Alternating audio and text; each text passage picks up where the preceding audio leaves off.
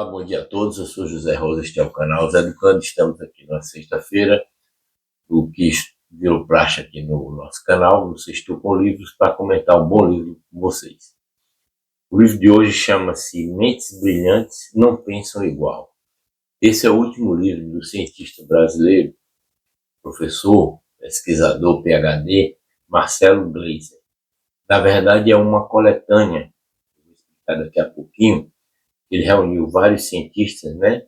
E são debates sobre inteligência artificial, consciência, realidade, fé, tempo, imortalidade, humanidade e espiritualidade. Quem é então o autor dessa coletânea, dessa compilação? Marcelo Gleiser, né? Já comentei aqui vários livros dele, né? Tive a oportunidade e a felicidade de ler quase todos os livros do Marcelo Gleiser. Como eu disse, ele é um cientista brasileiro, é um divulgador de ciência, e ele é professor de filosofia, titular de filosofia natural, física e astronomia na faculdade de Dortmund, nos Estados Unidos, e também na Universidade de Siena, na Itália.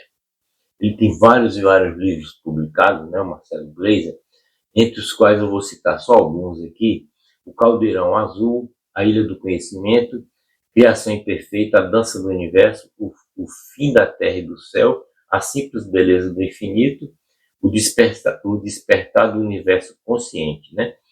Ele já ganhou vários prêmios, inclusive prêmio Jabuti. Se eu disser a vocês que desses várias dezenas de livros aí de Marcelo Gleiser, qual o melhor, eu acredito que para mim o mais que me tocou mais foi exatamente esse a simples beleza do inesperado. É um livro assim lindo, belíssimo. Já comentei aqui, vou deixar até na descrição desse vídeo o link para o comentário que eu fiz, né, um vídeo breve sobre essa bela obra de Marcelo Gleiser, né, O Marcelo Gleiser, ele tem livros também com autoria com outros autores, como por exemplo Magistélio Cortella, o próprio Leandro Carnal e outros. E ele ganhou em 2019 agora o prêmio Templeton. O que é o prêmio Templeton, para quem não conhece? Ele é considerado o Nobel da espiritualidade. Então veja que interessante, é um cientista, um filósofo, Marcelo Gleiser, eu acho que hoje ele é mais um filósofo do que propriamente um cientista, se é que a gente pode separar essas coisas. Ele ganhou esse prêmio, né? Prêmio, como fosse o prêmio Nobel de espiritualidade, né? Famosíssimo. Né? Então veja a qualidade da obra de Marcelo já, né? Ele não é idoso, mas realmente já tem uma obra consagrada no ramo científico e tudo mais, filosófico, né, agora. Então, esse livro, vamos entrar agora no livro propriamente Mentes Brilhantes Não Pensam Igual. Esse livro, ele foi publicado, né, produzido esse ano, né, foi publicado esse ano, 2026, e ele é uma coletânea de oito capítulos, no qual ele convidou vários cientistas, pensadores, a maioria norte-americanos, mas nem sempre tem paquistanês, tem hindu, tem budista, né?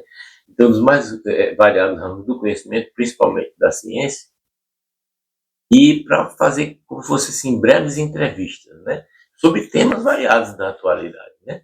Aí, por exemplo, só para vocês terem ideia aqui dos títulos dos capítulos, né, da entrevista que ele fez, assim, por exemplo, primeiro, o mistério da consciência, um diálogo entre um neurocientista e um filósofo, veja bem, né? O segundo, a natureza da realidade, um diálogo entre um estudioso budista e um físico teórico. Olha essa coisa interessante. O terceiro, o futuro da inteligência humana, da máquina e extraterrestre, um diálogo entre uma astrônoma e uma filósofa. Olha só. O quarto, a natureza da espiritualidade, um diálogo entre ciência e religião. O quinto, o mistério do tempo, um diálogo entre uma historiadora de ciência e um físico. O sexto, ciborgues, futuristas e transhumanismo, um diálogo entre um neurocientista e um escritor. O sétimo, sobre a longevidade humana e planetária, um diálogo entre um ambientalista e um médico. E o oitavo, que é o último, é sobre ser humano, um diálogo entre as perspectivas literárias e científicas. Rapaz, é um livro assim riquíssimo, sabe? Mas riquíssimo. Inclusive eu demorei um pouquinho para ler, para terminar de ler ele. Eles são assim, não chega a 400 páginas, 350 páginas. mas de uma profundidade muito grande. Eu separei algumas partes aqui, mas para o vídeo não ficar muito grande, eu tive que diminuir o que eu queria colocar aqui, senão ia ficar quase 1 hora de vídeo, porque o livro é muito profundo. Então, sem mais delongas, como diz o outro, deixa eu pincelar algumas partes para vocês aqui, eu achei muito bacana. Eu vou tirar o óculos, porque eu gosto de ler mais sem óculos. Então, preste atenção, esse aqui.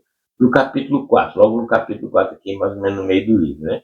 O título desse capítulo chama-se A Natureza da Espiritualidade. Né? E ele aborda a questão do celular e do transhumanismo. Né? O celular, para o Marcelo Gleisi e para outros cientistas, ele, na verdade, já faz parte do nosso corpo. Né?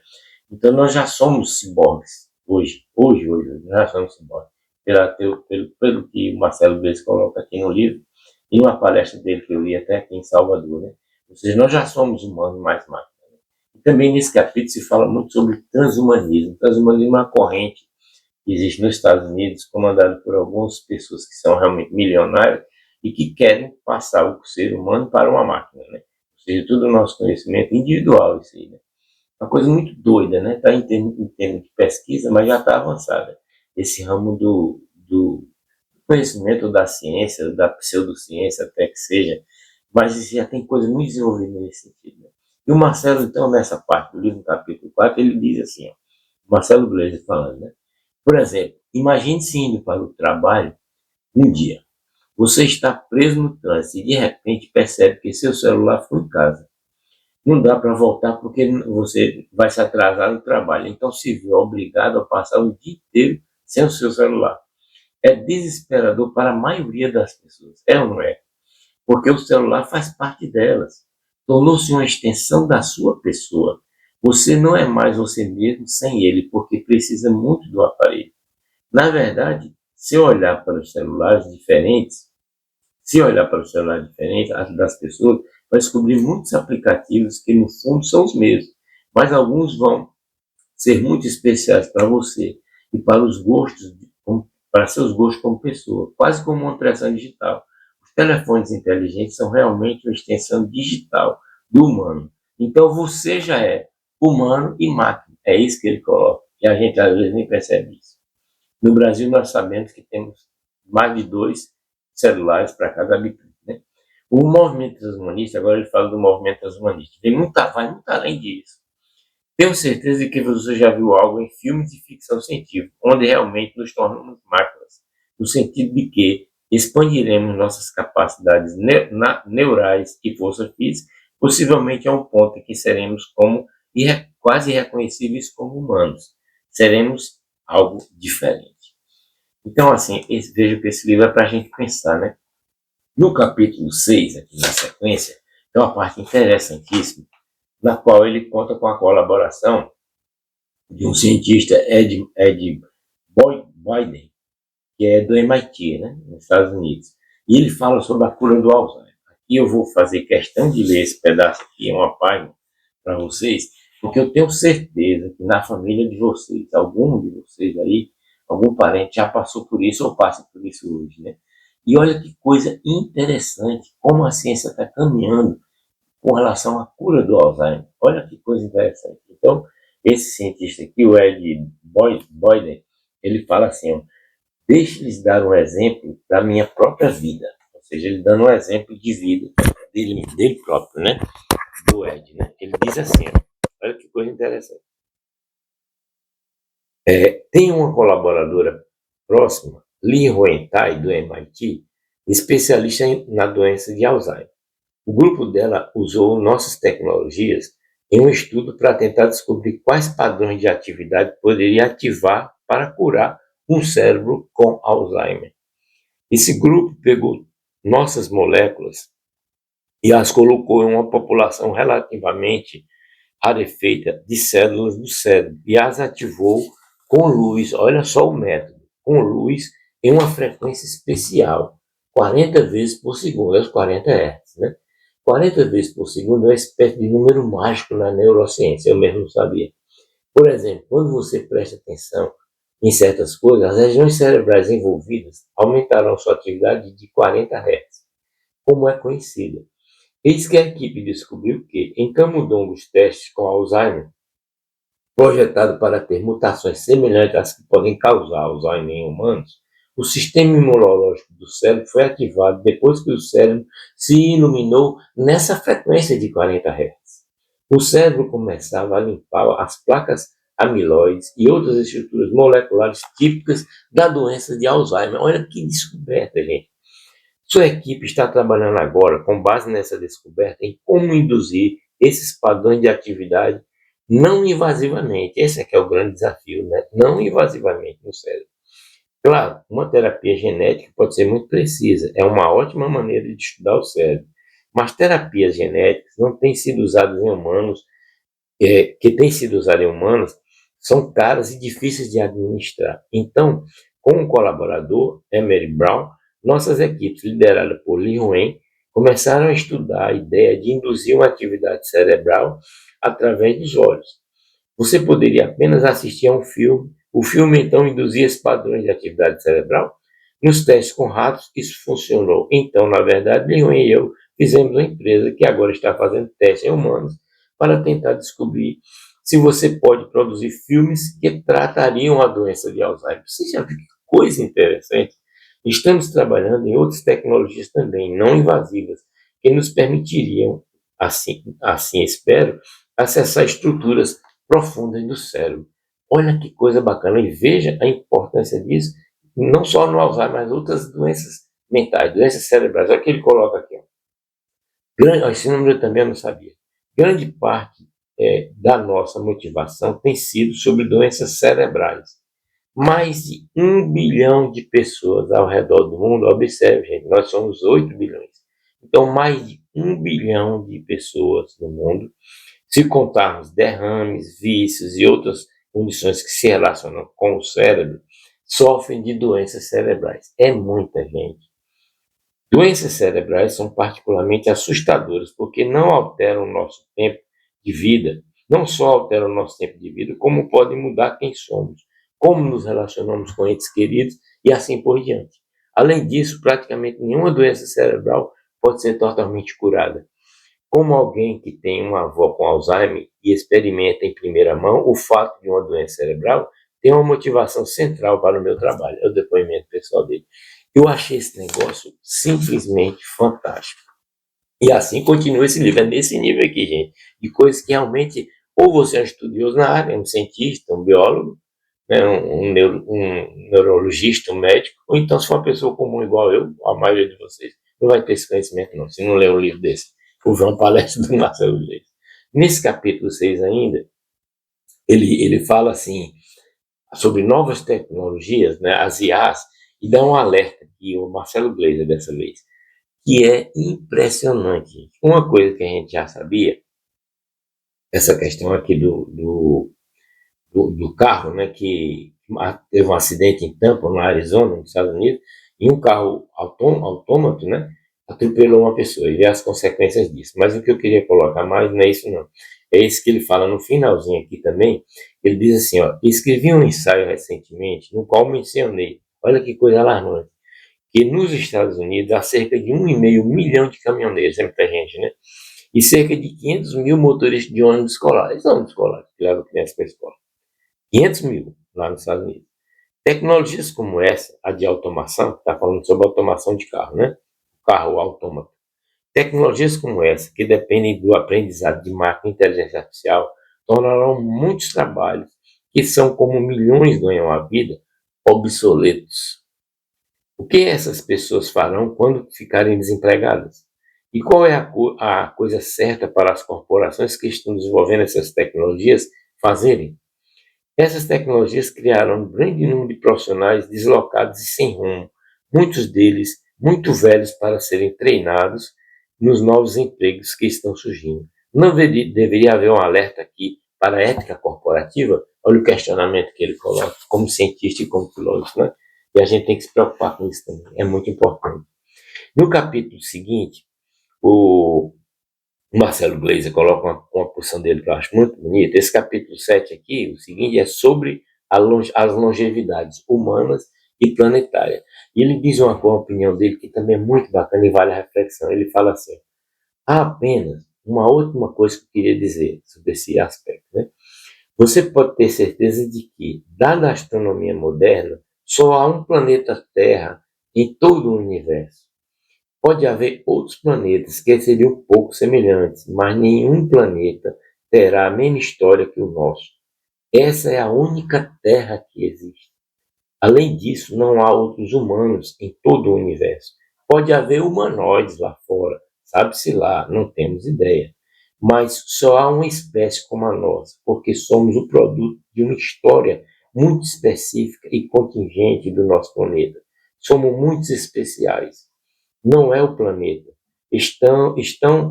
Então deveríamos fazer alguma coisa para protegê-los. Protegê-los. Eu achei isso também muito bacana, né? Essa questão da história, né? Vários cientistas, vários filósofos colocam aqui que o que nos distingue dos outros animais é exatamente que nós somos produtores de história. Isso aí uma coisa filosófica muito bonita. Muito bem, e aqui na frente tem uma parte que eu queria destacar também no capítulo 8. O capítulo 8 ele discutido por alguns cientistas, além de Marcelo Gleiser, e fala sobre nossas origens, né? E tem uma pesquisa antropológica de ponta, que essa também não tem como eu não colocar para vocês. Essa é de autoria, esse texto que eu vou colocar, é do professor Jeremy de Silva. Ele é professor do Dartmouth College e colega, portanto, do Marcelo Gleiser lá nos Estados Unidos. Olha que coisa interessante que ele coloca aqui, gente. Eu mesmo não sabia disso. Talvez muitos de vocês não saibam, a não ser que seja estudioso de antropologia ou coisa parecida. Olha o que ele diz aqui. Muda radicalmente o que a gente pensa, pelo menos o que eu pensava, sobre as origens do homem na Terra, em termos de tempo e outras questões. Olha o que ele diz. O nosso primeiro ancestral qual é? O que aprendemos através de descobertas nos últimos 15 anos, gente? Então agora, do século XXI. Isso aqui não é coisa do século, nem do século XX. Agora, do século XXI. É que o período de tempo entre 4 e 7 milhões de anos atrás, 4 e 7 milhões, um período que foi um mistério para nós ao longo do século XX, ou seja, agora, foi ocupado por um animal conhecido por Ardipithecus. Guarda esse nome aí, Ardipithecus. Somos nós, o nosso primeiro. Eles foram encontrados na África. Olha a importância de Manhafra. E eles eram bastante parecidos com os macacos em muitos aspectos. Eles tinham dedos longos e curvados.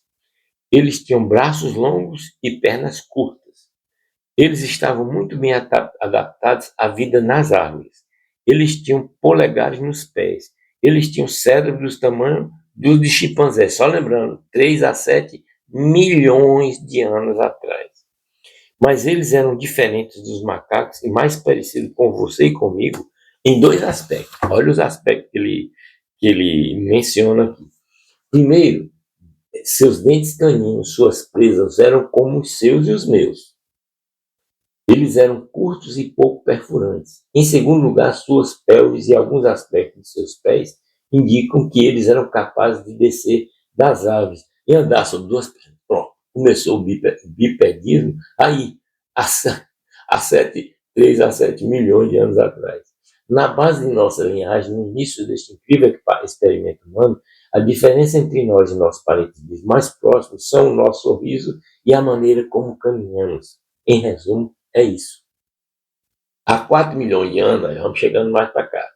O Australopithecus, já é o Australopithecus, já havia evoluído para um animal diferente na paisagem africana. Famoso por um esqueleto chamado Lucy, esse nós conhecemos, né? Descoberto em 1974 por Don Johansson, em sedimentos de 3,2 milhões de anos na Etiópia. Lucy é um ícone da nossa ciência, isso aí a gente já sabe, né? Ela é absolutamente maravilhosa, mas não estava sozinha. Temos muitas e muitas outras Lucies que descobrimos no leste e no sul da África, sempre a África, em primeiro lugar. Os Australopithecus tinham um cérebro ligeiramente maior que o dos Ardipithecus, que eu falei antes, né? Cerca de 20% maior, e dominaram o bipedismo. Andavam sobre 2 pernas da mesma maneira que nós, embora encontremos diferentes espécies espalhadas pelo leste e pelo sul da África. E eles tenham desenvolvido formas ligeiramente diferentes de caminhar em seus diferentes microhabitats. Nessa época, estavam acontecendo diferentes experimentos na forma de andar. Novas descobertas revelaram que a mais antiga ferramenta de pedra de que temos conhecimento remonta a esse ponto, até a época do Australopithecus. Muitas vezes acredita-se que utensílios de pedra estão associados ao nosso primeiro gênero, o gênero Homo, mas as mais antigas agora remontam à época de Lúcio. O Australopithecus foi o primeiro fabricante de utensílios de pedra, né? É a famosa idade da pedra lascada, né? Isso a gente estudou também um pouco aí na nossa história de primeiro e de segundo grau, no meu tempo, né? Ensino médio hoje. Agora sim que vem a questão que eu acho mais interessante. Olha só, há 2 milhões de anos, começamos a encontrar um tipo diferente de animal na paisagem, o Homo, o gênero Homo. Eles desenvolveram cérebros maiores, dentes mais humanos. Eles tinham proporções corporais mais humanas, braços mais curtos e pernas mais longas. Com essas pernas mais longas, eles expandiram seus domínios para fora da África há 1,8 milhões de anos. Milhão de anos.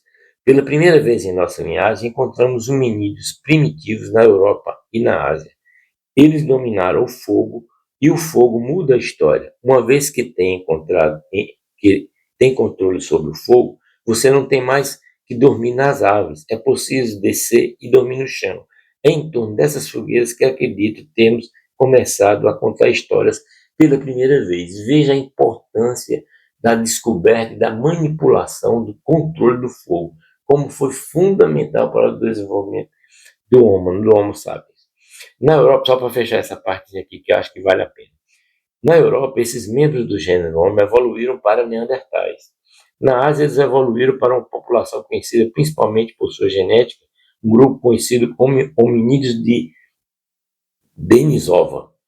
Mas na África, há 300 mil anos, eles evoluíram para nós, Homo sapiens. Por isso que fala essa digressão interessante até chegar onde estamos. Então, há 300 mil anos, evoluiu para o Homo sapiens. Essa é a história africana. Nossa linhagem é africana, nosso gênero é africano, nossa espécie é africana, entende? Como a gente tem que respeitar. Por isso que eu falo sempre de mãe África, mãe África, mãe África em tudo que eu faço. Homo sapiens são diferentes de nossos antecessores em certos aspectos.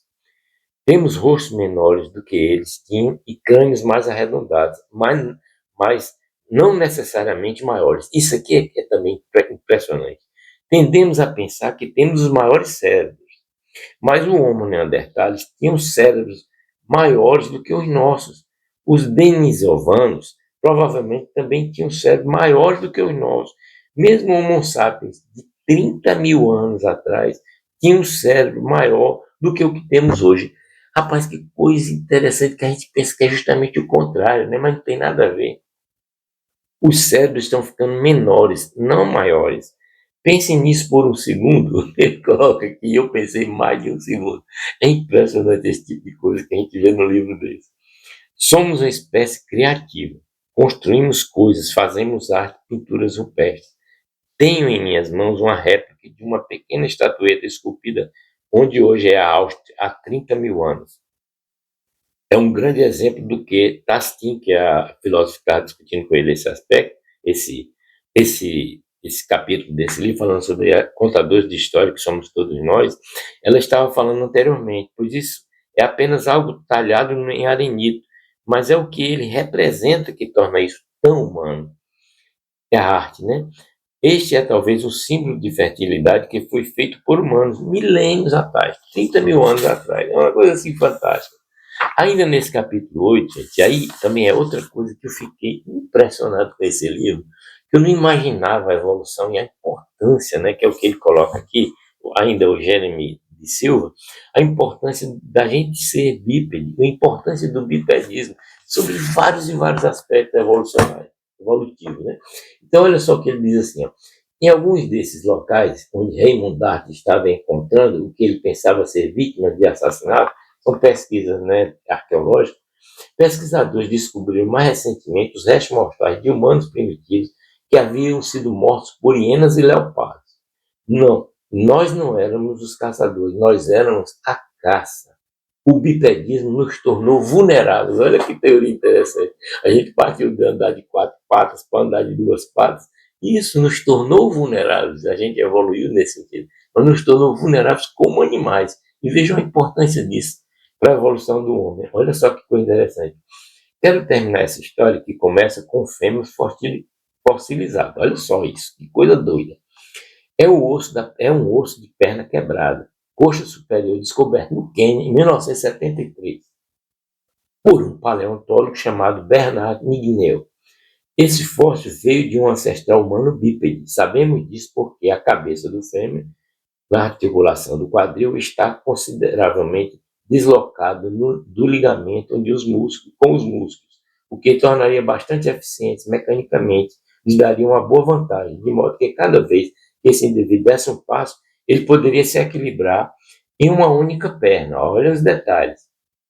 Só os humanos têm essa anatomia. Então aquilo ali era o fêmur de um humano. Ele baseado nisso. O fêmur pertencia a um indivíduo que já tinha atingido a idade adulta, porque não havia placa de crescimento. Por seu tamanho pequeno, acredita-se que o osso seja de uma fêmea, provavelmente com algo em torno de 35 a 40 quilos, um pouco maior que a Lucy. As cinzas vulcânicas ao redor desse fóssil nos dizem que ele viveu cerca de 2 milhões de anos atrás, e é presumivelmente um Australopithecus. 2 milhões de anos, olha, vá vendo aí. Mas há algo incomum na anatomia verificada. Aí é que é um baque, olha só. Uma protuberância no eixo do fêmur e um espessamento no osso cortical. Isso é consistente com o indivíduo que nos dias de hoje tenha sofrido uma fratura espiral no fêmur. A fratura observada, no entanto, foi curada. Olha que coisa! A fratura foi curada. Ela talvez tenha caído de uma árvore, ou talvez estivesse correndo, pisado num buraco e quebrado a perna. Não havia hospitais, nem médicos, e nem o domínio do fogo nessa época, 2 milhões de anos atrás. Não havia casas. Ela deveria ter morrido. Um leopardo deveria ter vindo e a devorado em defesa. Mas isso não ocorreu. Ela sobreviveu. Olha o milagre. Outros membros do seu grupo, aí sim, vem o cientista explicando o milagre. Outros membros do seu grupo devem tê-la removido, talvez, para o alto de uma árvore. Levaria 6 semanas para esse osso curar. 6 semanas. Ela parada. E sarou. O calo ósseo mostra que ela viveu por muitos anos ainda. Olha só como é que ela viveu. Aí ele explica. O bipedismo nos dá tudo que reconhecemos como características em um ser humano. A libertação das mãos nos permite ser criativos. Isso nos permite construir nossa tecnologia, fazer todas as coisas maravilhosas que fazemos. Mas, como bípedes, também somos incrivelmente vulneráveis à natureza, né? Como animais. O importante a se reconhecer é que, por sermos animais bípedes já há tanto tempo, a única maneira de termos sobrevivido é com essa outra coisa maravilhosa que temos como seres humanos: cuidado. E compaixão, empatia e sociabilidade. Ela só escapou por causa dos outros que a ajudaram há 2 milhões de anos atrás. Imagine. Nós cuidamos uns dos outros. Não abandonamos indivíduos para morrer. Isso nos separa de muitos dos outros animais lá fora. E creio que isso tem origens profundas, que vêm desde o início da nossa linhagem, desde quando demos nossos primeiros passos. Rapaz, isso aqui é muito bonito, não para a gente pensar, porra, numa época dessa, né? E aí, para fechar esse vídeo, que realmente já está cumprido, mas não tinha como fazer diferente, esse cientista Jeremy De Silva e Marcelo Gleiser, eles terminam esse livro dessa maneira aqui. Ó. O Jeremy coloca isso. Ó. Ao longo da história, os macacos costumavam ser bem diversos, mais diversos. Entre 12 e 15 milhões de anos atrás, havia dezenas de espécies de macacos e mais registros fósseis disso, mas agora há apenas alguns. Eles estavam diminuindo em número muito antes de o ser humano ter qualquer coisa contra eles. Macacos são especializados demais. Aí vem a questão da especialização e da generalização. Que nós somos craques é na generalização, não é na especialização. Por isso nós sobrevivemos. É a base que ele coloca aqui. Olha o que ele diz assim, ó. Mas um macaco bípede, tornou-se generalista.